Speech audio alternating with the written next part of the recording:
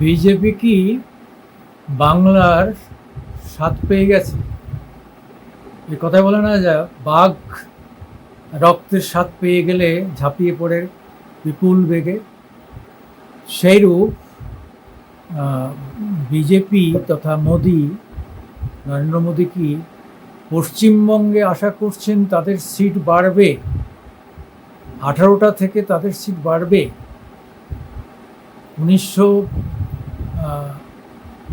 2019-এ ছিল 18টা, 2014-তে ছিল মাত্র 2টো সিট।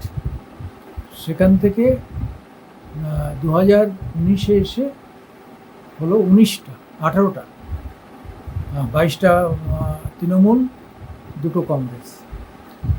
এবারের রেশিওটা কিন্তু আর মাঝামাঝি কোনো দলকে দেখা যাচ্ছে না। মমতা বনাম মোদি হয়ে গেছে একদম। আর মোদি বারবার আসছেন ওয়েস্ট বেঙ্গলে।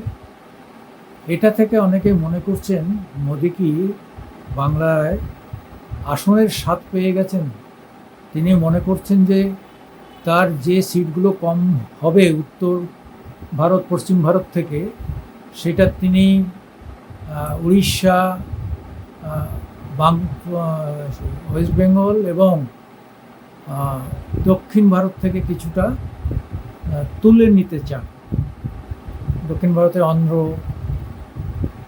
থেকে আরম্ভ করা কিছু কিছু সিট ওখানে বাড়বে, তামিলনাড়ুতে কিছু সিট বাড়বে, তেলেঙ্গানাতে একদম স্ট্রেট কংগ্রেস বনাম বিজেপি ফাইট হবে এবং জমে যাবে, সেখানে কিছু সিট বাড়বে।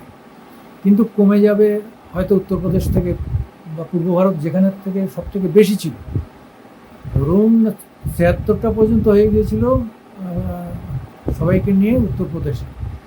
এটা তো ম্যাক্সিমাম।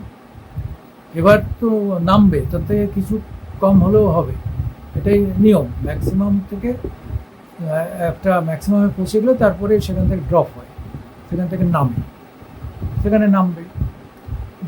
বিহারেও তাই, বিহারে অনেক হয়েছে, সেখান থেকেও দু একটা কমবে।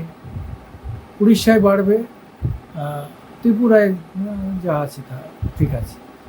ফলে তার টার্গেট হচ্ছে পশ্চিমবঙ্গ, 42টা সিট, থার্ড, মানে সব থেকে বেশি 80টা সিট হচ্ছে উত্তরপ্রদেশে, মহারাষ্ট্রে 48, আমাদের থার্ড হচ্ছে 42, তামিলনাড়ুতে হচ্ছে 39।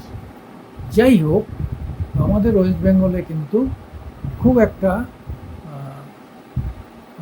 হেরফের হবে কি না এটা নিয়ে বহু মত আছে। কেউ বলছে তৃণমূলের সিট বাড়বে, 32টা তৃণমূল পাবে। আজকে দেখলাম একটা দেখাচ্ছে তৃণমূল 32টা পাবে, হ্যাঁ, আর 10 থেকে 12টা পেতে পারে বিজেপি। এটাই হচ্ছে তাদের রিডিং। আর ছুটকারা একটা সিপিএম, একটা কংগ্রেস এরকম পেতে পারে। এটা কিন্তু এতকাল যে ধারাটা চলছিল, সি ভোটারের প্রথম দিকের সমীক্ষা এবং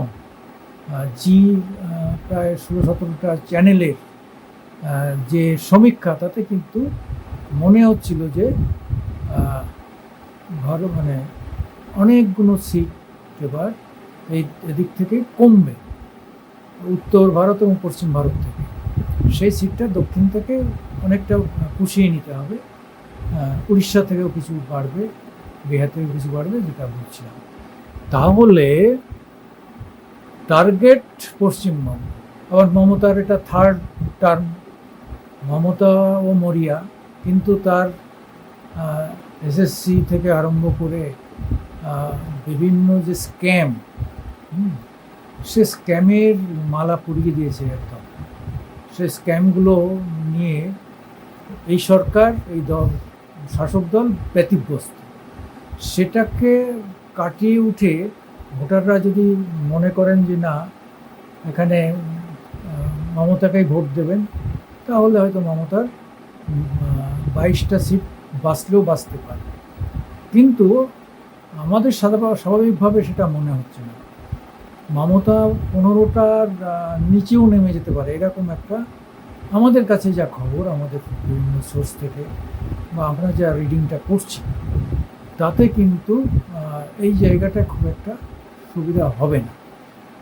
আবার আজকে তো কাকদ্বীপ, মথুরাপুর সব জায়গায় ছুটছে মোদি। আগে গ্রাম অঞ্চলগুলোতে খুব বেশি যেতেন না, শহরেই বেশি করতেন। এখন তো দেখা গেল যে সে প্রত্যেকটা বড় শহরে যাচ্ছেন, তারপরে গ্রামেও ঢুকে পড়ছেন। এই যে এই মরিয়া চেষ্টাটাকে আমাদের এই চোখে কেমন একটু খটকা লাগছে। দেখা যাক কি হয়, কে যে হারে কে যেতে। আমি সুকুমার দেবনাথ, মামাটি মানুষ ইউটিউবের পক্ষ থেকে আপনাদের নমস্কার জানাই, অভিনন্দন জানাই, এবং আশা করি আপনারা লাইকস দেবেন, আমাদের একটু সাবস্ক্রাইব করে আমাদের একটু বাড়তি সুযোগ দেবেন, আরও বেশি লোকের কাছে যাতে পৌঁছাতে পারে। নমস্কার।